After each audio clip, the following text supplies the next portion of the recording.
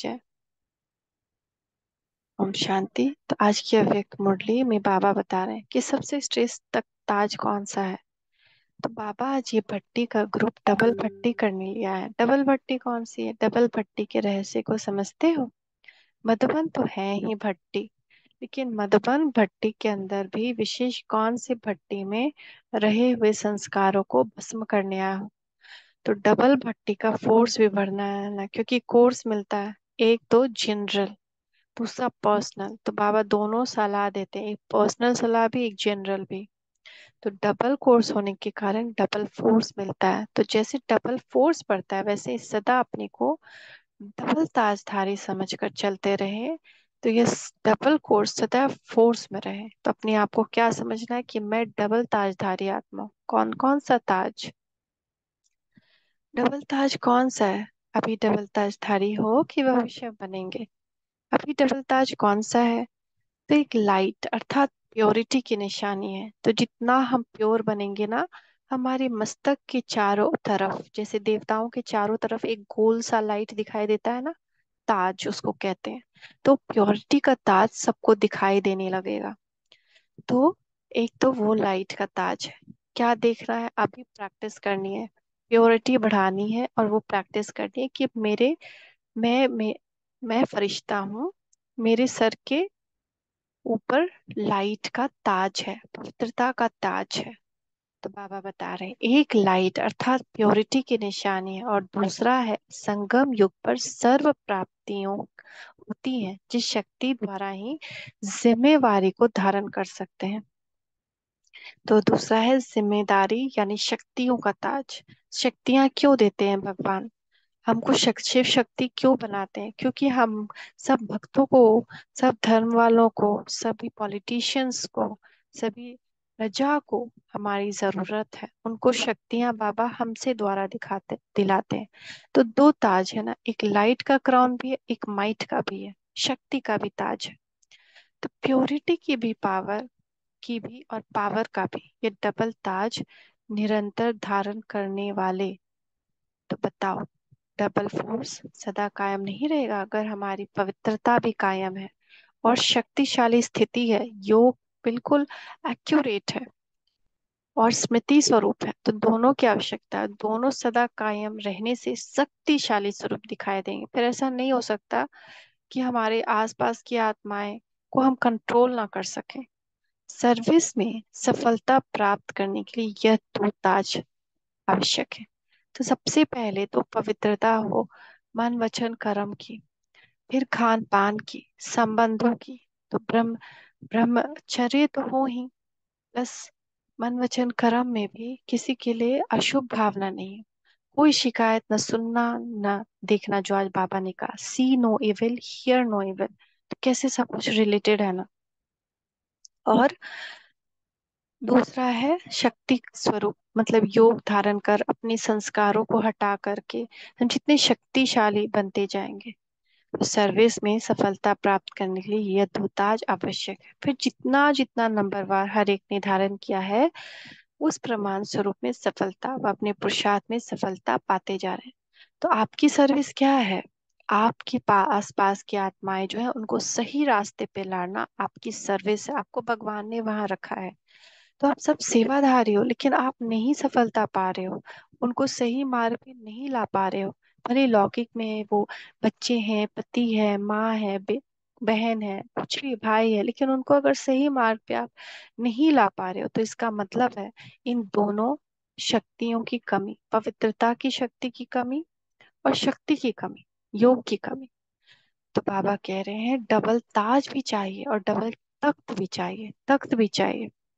तो क्या चाहिए? डबल तख्त कौन सा है? एक तो बाप दादा के दिल रूपी तख्त नशीन होना। दिल रूपी तख्त नशीन कैसे होंगे? जब हम श्रीमत पर एक्यूरेट चलते हैं। सभी श्रेष्ठ तख्त तो बाप दादा के दिल तक नशीन बनना ही है।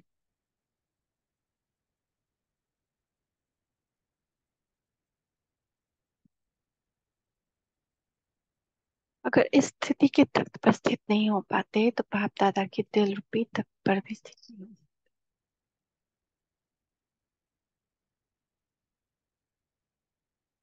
इसीलिए ये अचल अडोल एक रस स्थिति का तक बहुत आवश्यक है। इस तख्त से बार बार डगमग हो जाते हैं, इसीलिए अपने अकाल तख्त नशीन न बनने के कारण इस एक रस स्थिति के तख्त पर भी स्थित नहीं हो सकते। मतलब हम भूल जाते हैं कि मैं कौन हूँ, मैं आत्मा हूँ, कहाँ विराजमान हूँ, भ्रुकुट के अकाल तख्त पर विराजमान हूँ। जब ये एक याद रहे। दूसरा, मैं बाप दादा के दिल तख्त नशीन आत्मा हूँ।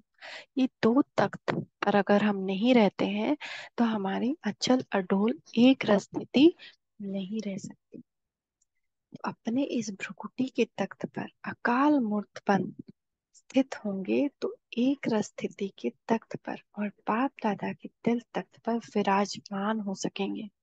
तो डबल ताजधारी भी हो और डबल तख्त नशीन भी हो। और जो नॉलेज मिल रही है वह नॉलेज में मुख्य दो बातों की है। क्या दो बातें हैं? नॉलेज मुख्य दो बातें किस चीज की मिल रही है? रचयिता और रचना का ज्ञान, अल्फ और बे का ज्ञान। रचना में पूरी नॉलेज आ जाती है और रचयिता और रचना, इन दोनों में मुख्य बातों में अगर नॉलेज है तो पावरफुल भी बन सकते हैं कि रचना कौन है, रचना कैसे रची, इस सृष्टि का ज्ञान। सृष्टि चक्र जितना चलाएंगे इस सृष्टि का ज्ञान उतना क्लियर होता जाएगा। और रचयिता का ज्ञान कि वो कौन है। तो अगर कोई रचना की नॉलेज में पूरा नॉलेजफुल नहीं है, कमजोर है, तो स्थिति डगमग होती है। रचना की पूरी नॉलेज को जानना, जानना सिर्फ सुनने को नहीं कहते। जानना अर्थात मानना और चलना, इसको कहते हैं नॉलेजफुल।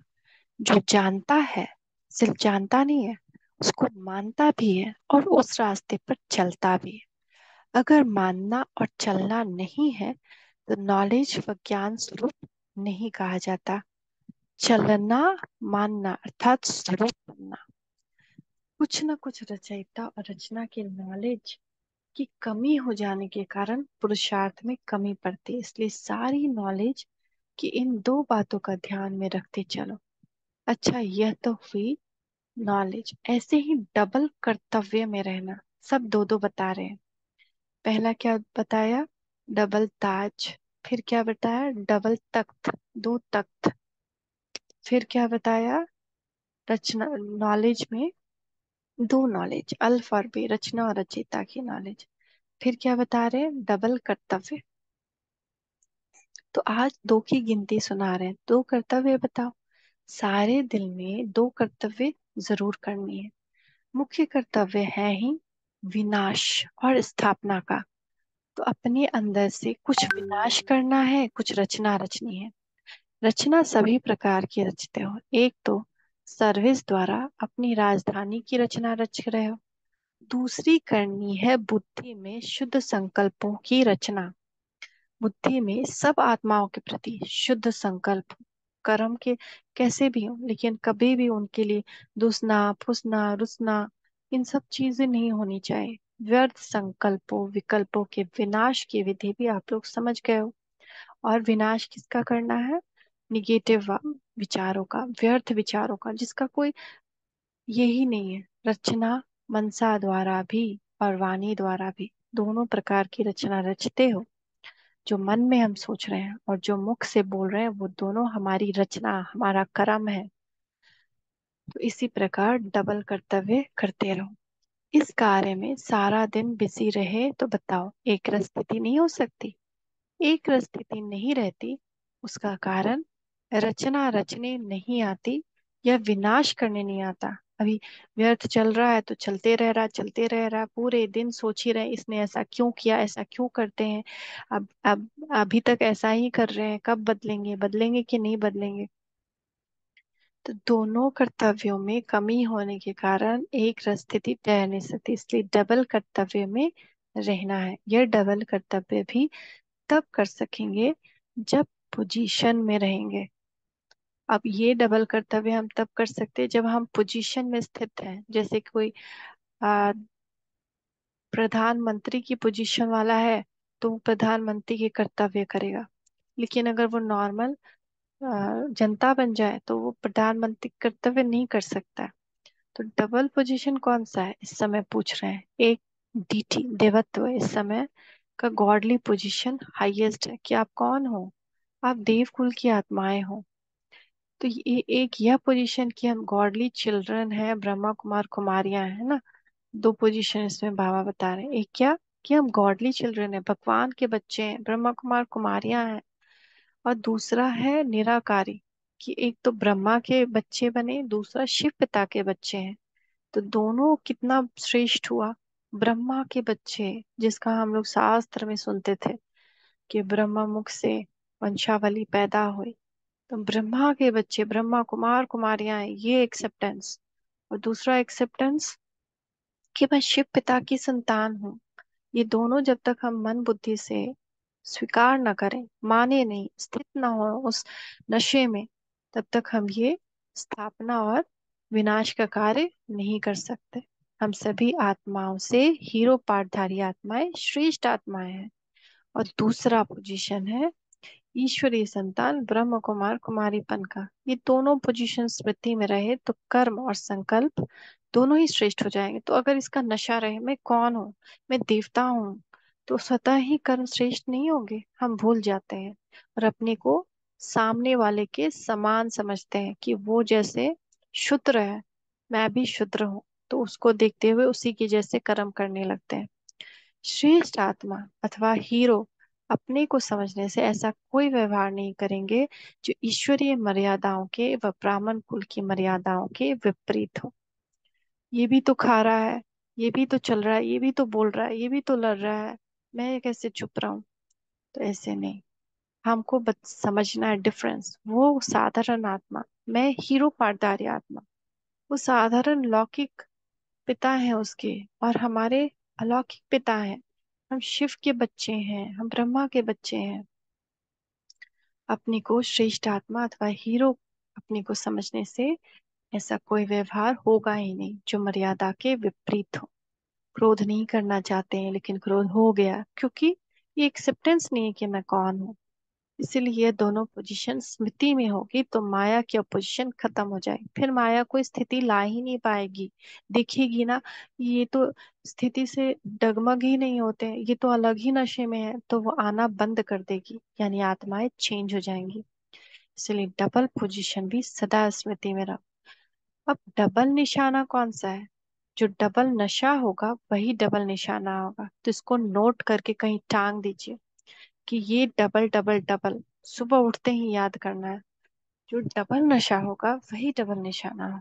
एक निराकारी निशाना, सदैव अपने को निराकारी देश के निवासी समझना, निराकारी स्थिति में स्थित रहना। मैं परम धाम निवासी हूँ, यहाँ की नहीं हूँ। न मेरा घर है, न मेरा ये घर के लोग हैं। मैं तो परम धाम निवासी हूँ, यहाँ तो एक्ट करने आई हूँ। साकार में रहते हुए अपने को निराकारी समझकर चलना, एक सोल कॉन्शियस व आत्माभिमानी बनने का निशाना। दूसरा निर्विकारी स्टेज, जिसमें मनसा की भी निर्विकारी बन की स्टेज बनानी पड़ती है कि एक तो मैं आत्मा परम धाम निवासी हूँ, दूसरा मैं निर्विकारी आत्मा हूँ। परम धाम में हम आत्माएं निर्विकारी स्थिति में रहती है ना, तो मैं निर्विकारी हूँ, कोई विकार नहीं है, मनसा में भी कोई विकार नहीं। तो यह है निराकारी निशाना, और दूसरा है साकार। तो निराकारी और निर्विकारी, यह दो निशानी।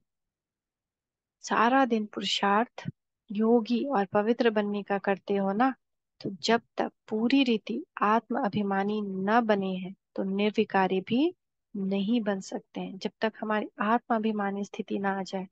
आत्म अभिमानी स्थिति की सिचुएशन क्या होगी? हमको सबके मस्तक पे बिंदु दिखाई देगा। हमको कोई आत्मा भाई बंधु ऐसे नहीं दिखाई देगा, या पति बच्चा। और दूसरा, हमको कोई काला मोटा गोरा बुरा अच्छा ऐसा भी नहीं दिखाई देगा। तो ये होता है आत्माभिमानी, स्वतः ही लगेगा ये तो मेरा आत्मा भाई, डायमंड दिखाई देगा उसके मस्तक पे। तो जब तक हम वो स्थिति पे नहीं आते प्रैक्टिस में, आत्मा ये आत्मा, तो निर्विकारी भी नहीं बन सकते। तो निर्विकारी नहीं जब तक बनते, जब तक पाप कर्म होते रहेंगे। तो निर्विकारीपन का निशाना और निराकारीपन का निशाना, जिसको कहो फरिश्ता, कर्मातीत स्टेज करो। तो निर्विकारीपन जब आ जाता है तो हम फरिश्ता बन जाते हैं। और निराकारीपन आ जाता है तो कर्मातीत, कर्म से बिल्कुल डिटैच। लेकिन फरिश्ता भी तब बनेंगे जब कोई भी इम्प्योरिटी, अर्थात पांच तत्वों के आकर्षण आकर्षित नहीं करे। न कोई रिश्ता, न पांच तत्व, कुछ भी नहीं। अच्छा खाना, अच्छा कपड़ा, ये देह, देह के संबंध, ये धरती, ये दुनिया कुछ भी आकर्षित ना करे।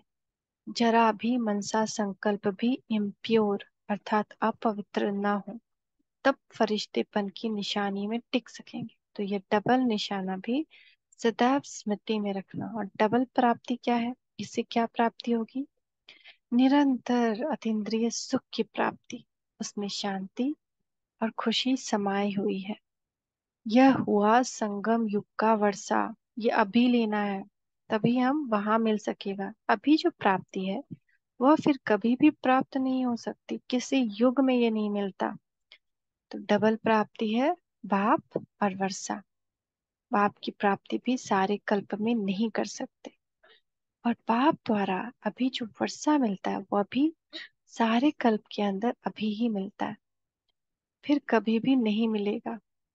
इस समय की प्राप्ति अतीन्द्रिय सुख और फुल नॉलेज फिर कभी भी नहीं मिल सकती। तो ये दो शब्द डबल प्राप्ति, वहां पर वर्षा, इसमें नॉलेज भी आ जाती है, तो अतीन्द्रिय सुख भी आ जाता है, रूहानी खुशी भी आ जाती है, रूहानी शक्ति भी आ जाती है। तो यह है डबल प्राप्ति। समझा? ये सभी दो दो बातें धारण कर सकेंगे जब ये सारी चीजें कब हम कर सकेंगे? जब हम अपने को कंबाइंड समझेंगे। एक बाप दूसरा मैं कंबाइंड हूँ, शिव शक्ति कंबाइंड है।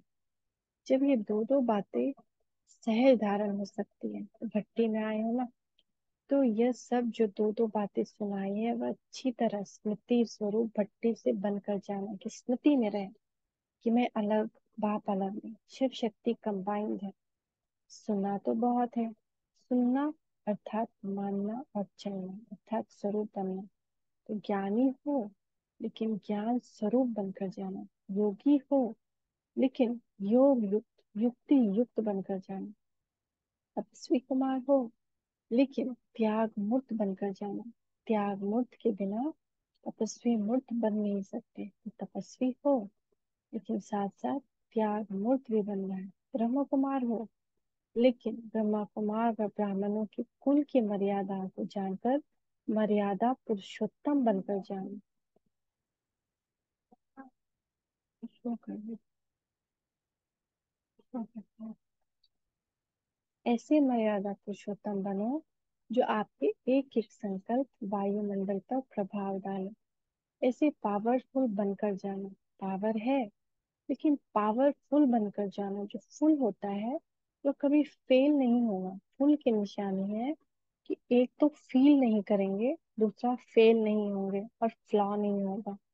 तो ना, जब हम पावर से फुल हैं तो हम कभी भी किसी भी एग्जाम में फेल नहीं होंगे, फील नहीं करेंगे और कोई फ्लॉ नहीं होगा।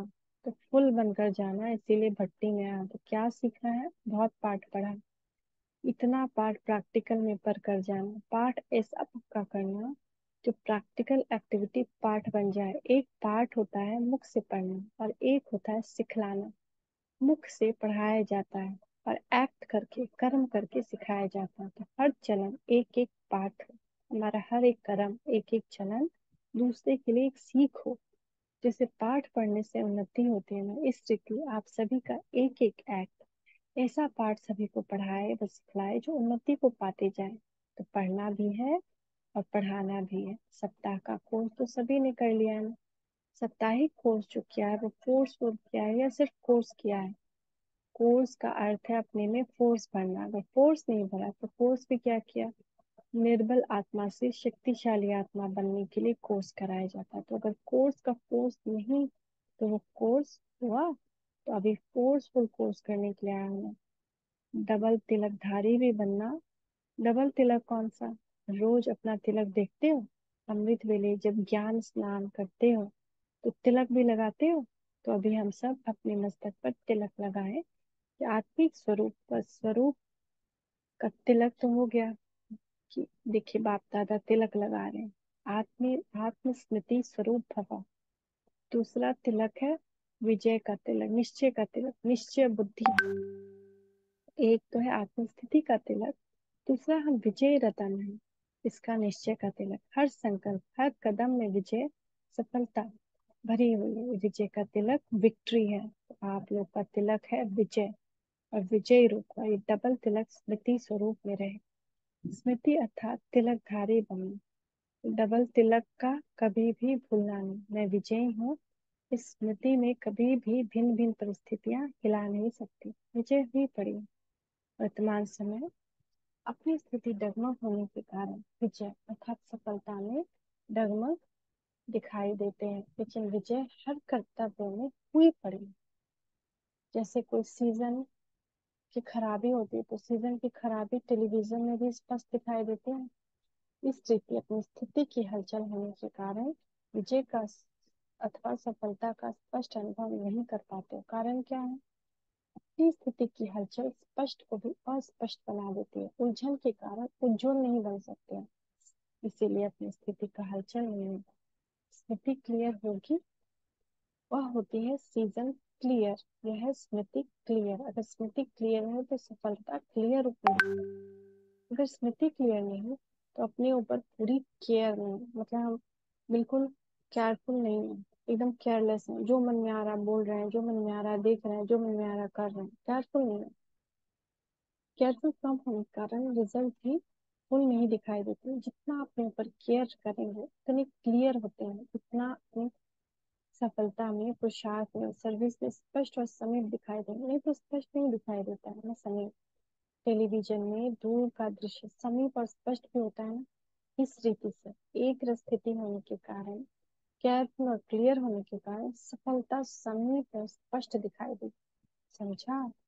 अगर दोनों से एक की भी कमी है तो सफलता अनुभव नहीं करेंगे, फिर उलझेंगे, फिर कमजोरी की भाषा होती है, क्या करें, ये कैसे होगा, ये भाषा हो जाती है। इसलिए दोनों ही बातें धारण करते जाएंगे तो सफलता मूर्त बनती रहेंगी। सफलता इतनी समीप आएगी जैसे गले में माला कितनी समीप आ जाती है, तो सफलता भी गले की माला बन जाएगी।